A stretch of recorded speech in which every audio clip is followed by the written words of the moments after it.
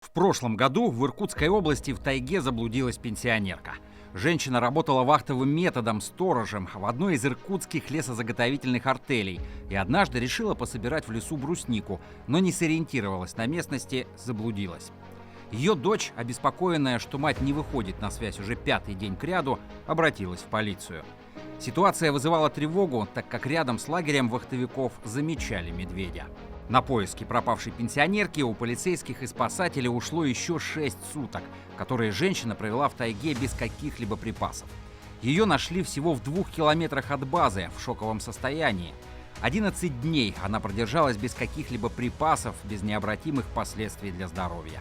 Среднестатистический человек может прожить около 3-4 минут без кислорода, 3-4 дня без воды и 3-4 недели без еды.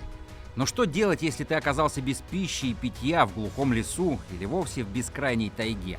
В этом видео мы расскажем, как люди спасались, питаясь рогозом и шишками, как можно добыть воду с помощью тряпки или пакета, и что нельзя есть и пить ни при каких обстоятельствах, чтобы не расстаться с жизнью. А досмотрев видео до конца, вы узнаете, для чего потерявшимся в тайге в первую очередь рекомендуют обниматься с деревьями.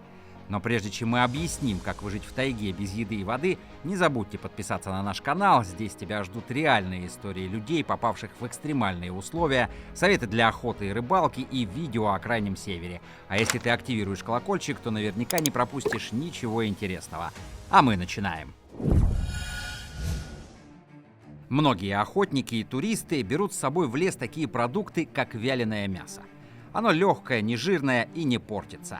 Но оно спасет вас ненадолго, в нем мало жиров и углеводов, так что на самом деле оно не принесет вам особой пользы в случае долгого голодания. Вместо этого подумайте о том, чтобы брать с собой продукты с высоким содержанием калорий. Отлично подойдут орехи и сухофрукты, и даже шоколад. Но что делать, если запасов у вас очень мало, и вы не знаете, когда придет помощь? Пожалуй, главный вопрос – стоит ли вам есть и пить что-то сомнительное? Когда людям угрожает голодная смерть или они умирают от жажды, они могут обратить внимание даже на лужи или несвежее мясо. Тут главное помнить, что на откровенно испорченные продукты даже смотреть не стоит. Если еда или питье вызовет у вас рвоту, вы потеряете больше жидкости, чем у вас было внутри, а это усложнит ситуацию. А если начнется еще и диарея, то ваши дела станут совсем плохи. Когда дело доходит до добывания растений, грибов, орехов или ягод, если вы не уверены, что продукт безопасен и съедобен, не ешьте его. Но куда опаснее жажда. Есть некоторые вещи, которые вам никогда не следует делать.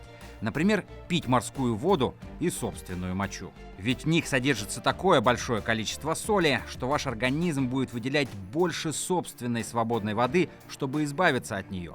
А это будет только ускорять обезвоживание и даст дополнительную нагрузку на почки. Очевидно, что для выживания важно оставаться сытым, но еще важнее создать укрытие и найти пресную воду. Вот почему большинство экспертов по выживанию советуют людям брать с собой в лес какую-нибудь систему очистки воды, даже если это диоксид хлора или бутылка со встроенными фильтрами. Если все ваши запасы закончились, есть несколько способов решения проблемы. Например, дождевая вода. Чтобы собрать ее, выкопайте ямку и выложите ее большими листьями. Так жидкость не впитается в землю. Можно обвязать тканью любое дерево. Вода, стекающая вдоль ствола, будет задерживаться в этой ловушке и капать в емкость, поставленную внизу. Конечно, лучше всего найти природные источники воды. Но помните, что перед употреблением воды из реки, ручья и других водоемов ее необходимо как минимум вскипятить. Если такой возможности нет, для очистки воды можно использовать естественные фильтры. Например, можно пролить воду через песок и камни, чтобы устранить частицы загрязнений. Но в этом случае в ней все равно могут остаться бактерии и паразиты, так что способ естественной фильтрации лучше оставить на самый крайний случай. Если водоема нет, а дождь не ожидается, ненадолго вас может выручить роса. Все растения постоянно испаряют хотя бы небольшое количество воды. Ее можно уловить с помощью обыкновенного мешочка из полиэтилена. Он надевается на куст или ветку дерева и завязывается у основания. Вода, испаряемая растением, оседает в виде капель на внутренней поверхности полиэтилена, а потом скапливается в нижней части пакета. За час, в зависимости от величины растения, можно собрать до 50-80 мл воды. К тому же этот способ практически не требует никаких физических усилий. Для бывалого охотника и рыболова будет не так сложно добыть еду, богатую белком и жирами. Но для этого необходимо иметь соответствующее оборудование и навыки. В пищу могут пойти мелкие грызуны и даже лягушки. Но для приготовления пищи из крупных животных, лося или кабана, нужен не только инструмент, но и навыки по разделке мяса. Если не везет ни с рыбалкой, ни с охотой, стоит обратиться к растительному миру тайги. Например, в конце лета могут порадовать земляника, ежевика, морожка, малина и голубика. Эти ягоды знакомы многим, и найти их не составит труда. Кроме того, искать ягоды можно и в зимнее время. Они могут просто замерзнуть на ветке и очень помочь. На берегах водоемов встречается хорошо всем известный рогоз. Его корни очень питательные и вкусные. Сгодятся в пищу как сырыми, так и запеченными, если получится развести костер. Кстати, вареный корень рогоза по вкусу может напомнить спаржу. Есть и другие растения, корни которых питательные и полезнее плодов. Например, саранка. Ее можно узнать по ярким пурпурным цветам на высоких стеблях, которые вырастают почти вровень с человеком.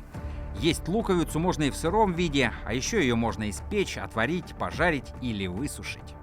В зимнее время могут выручить шишки, но собирать их с земли – неблагодарное занятие, потому что они почти всегда оказываются пустыми из-за грызунов. Так что лучше всего сбивать их палкой с деревьев. Кроме того, если найдете лесные орехи, считайте, что вам повезло. Они очень питательные и полезные. Очень вкусны еще и запеченные желуди, которые тоже можно встретить в тайге. Но помните, что перед готовкой их нужно вымачивать в воде несколько часов. Очень важный момент. Если человек обходится без еды несколько дней, потом есть надо очень аккуратно.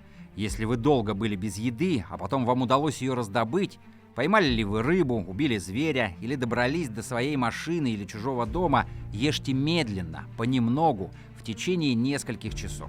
Слишком быстрое питание может привести к перегрузке ваших хрупких органов и вызвать проблемы. Но самое главное, помните одно простое правило. Оказаться в тайге в одиночестве вовсе не приговор. Для того, чтобы остаться в живых, не меньше знаний и инструментов, еды и воды, нужно спокойствие и желание найти выход из ситуации. Специалисты рекомендуют заблудившемуся, прежде всего, крепко обнять дерево и успокоиться, и только потом начинать действовать. А вам когда-нибудь приходилось добывать еду или воду в тайге или лесу? Расскажите, как это было, а еще не забудьте предложить свои темы для наших новых выпусков. Но только после того, как подпишетесь на канал Ямал-Медиа и активируете колокольчик, чтобы всегда быть в курсе новых выпусков. До новых встреч!